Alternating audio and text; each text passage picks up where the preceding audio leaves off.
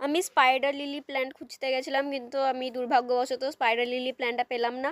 আমি স্নেক প্ল্যান্টগুলো পেয়েছি। এত সুন্দর সুন্দর স্নেক প্ল্যান্ট হয়েছিল, আমি এগুলো দেখেই তুলে নিয়েছি। 3 রকমের কালার। স্নেক প্ল্যান্টগুলোকে টবে বসিয়ে ভালো করে পাতাগুলো মুছে পরিষ্কার করে দিয়েছি। এই টবটাতে আমি 2টো স্নেক প্ল্যান্ট বসিয়েছি। এই যে দেখুন, একটা ছোট্ট, সব থেকে যেটা ছোট্ট স্নেক প্ল্যান্ট সেটা এখানে বসিয়েছি। আর এর পাশে যে স্নেক প্ল্যান্টটা আছে সেটা প্রচুরই বড়, প্রায় 4 ফিটের হবে।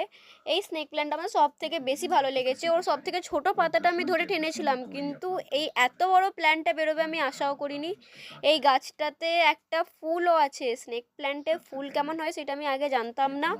এই ফুলটা আমি দেখতে পেলাম, দেখে তো আমি অবাক হয়ে গেছিলাম। আমি জানতামই না যে স্নেক প্ল্যান্টেও কোনো ফুল হয়। কিন্তু আমি এই স্নেক প্ল্যান্টের ফুলটা যখন ফুটেছিল সেই অবস্থায় দেখতে পাইনি, এটা এখন শুকিয়ে গেছে। পরে যদি স্নেক প্ল্যান্টের ফুল হয় তখন আপনাদেরকে দেখাবো।